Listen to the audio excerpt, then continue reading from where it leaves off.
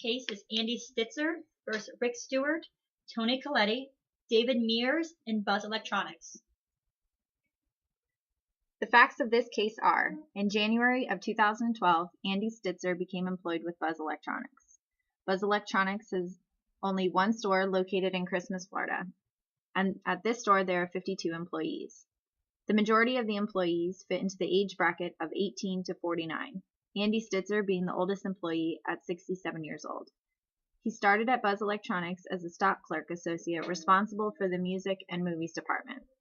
After 9 months, he was promoted to the position of floor salesman in the home entertainment department. The home entertainment department is the top grossing department of the store. Andy has been in the home entertainment department for the last 8 months, and sales revenue has increased steadily during that time period. Recently, Andy has overheard some of the younger salesmen, Rick Stewart, Tony Coletti, and David Mears, who are all in their 20s, referring to Andy as the old geezer, an old fart, and ancient Andy. After overhearing Rick, Tony, and David in the break room using those derogatory terms, Andy decided to speak with his shift manager. The shift manager, Tom Martin, told Andy to let it go and that the guys are just being immature. During Andy's 8 months in the home entertainment department, he achieved the Employee of the Month status, which is awarded to the employee earning the highest commission. Rick, Tony, and David then increased their comments and started diverting customers from Andy. In one particular instance, Andy was assisting a customer with selecting a surround sound system. When he stepped away to check the status of the item, he overheard Tony advising the customer not to purchase the model that Andy had suggested since it was old and outdated like Andy here. After hearing this and being embarrassed in front of a customer, Andy again reported the incident to the shift manager. Tom spoke with the 3 employees and placed a written warning in each of the employees' files. Andy thought that this would put an end to the derogatory comments and behavior, but the next day, when Andy arrived at work, he found a toy tortoise in his locker with a note that read, "Andy, meet Randy. He's almost as ancient as you." The note was signed anonymous, but Andy knew that Tony, Rick, and David were behind it as they sat at the break room table laughing. Andy immediately went to the department manager to report this incident as well as the previous incidents. The department manager assured Andy that he would address the issue and suggested that Andy leave early for the day. Upset, frustrated, and angered by the employee's behavior and upper management's inability to resolve the situation, Andy decided to contact a lawyer to discuss pursuing civil litigation against the company and the personnel involved. The issue is whether this is harassment. If so, did it result in a hostile work environment? Was there intentional infliction of emotional distress? Is Buzz Electronics liable for fostering hostile or harassing work environments and discriminating based on age? Civil Rights Act of 1964 is a landmark piece of civil rights legislation in the United States that outlawed major forms of discrimination. The Florida Civil Rights Act of 1992 is to secure for all individuals within the state freedom from discrimination because of race, color, religion, sex, national origin, age, handicap, or marital status, and thereby to protect their interests in personal dignity. The Age Discrimination and Employment Act of 1967 protects individuals who are 48 years of age or older from employment discrimination based on age. And the Reinstatement of Torts, Section 46, is outrageous conduct by the defendant, the intention of causing or reckless disregard of the probability of causing emotional distress, the actual suffering or severe or extreme emotional distress, and actual proximate causation of the emotional distress by the defendant's outrageous conduct. Based on the facts of this case, we found that the co-workers are not liable for harassment. Their actions did not result in a hostile work environment, and there was no intentional infliction of emotional distress. Buzz Electronics is not liable for fostering a hostile or harassing work environment and has not been found to be discriminating based on age or any other protected trait. Our rationale when making these decisions are as follows.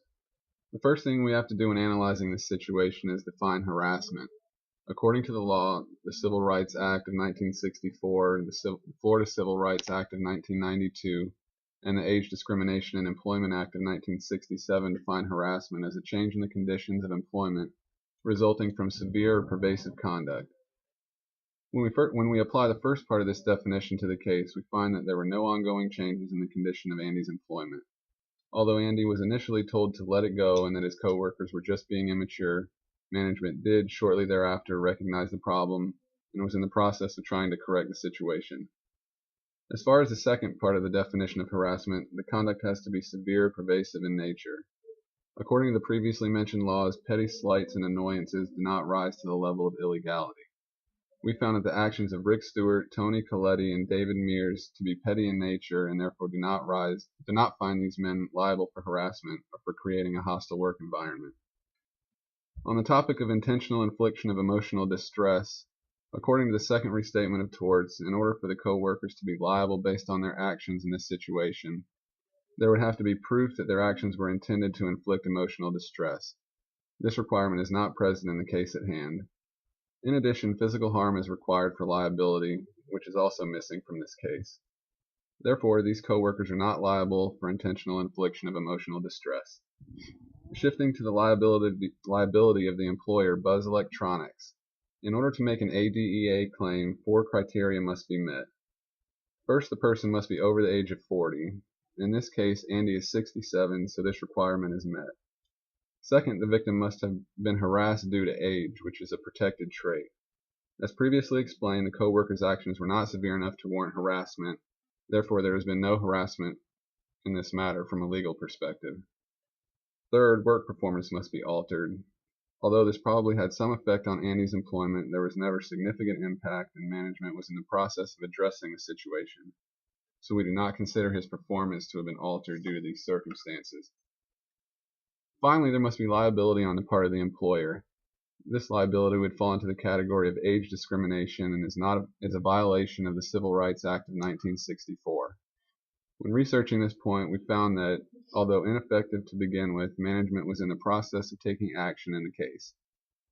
This also shows that they recognize the problem and realize it must be corrected immediately in order to prevent this situation and situations like it from becoming a legal issue in the future. In addition, Andy's pay was never cut, he was never demoted, and he continued to work the same hours he always had. None of these facts support age discrimination on the part of Buzz Electronics. On top of that, Andy was promoted within a year of being hired and also has been awarded Employee of the Month, which is given to the associate with the highest sales volume. All these facts confirm that Buzz Electronics is not liable for age discrimination. That said, Buzz must make immediate and effective changes to their procedures in cases such as this to ensure that these types of situations don't arise in the future. In the event they do occur, the employer will have to have the procedures in place to properly handle them. Team projects in an 8-week course can be kind of hard and scary. You have to get to know your team in a short amount of time and learn how each works. As we all introduced ourselves, we quickly realized that our personalities were compatible and we knew we would work well together.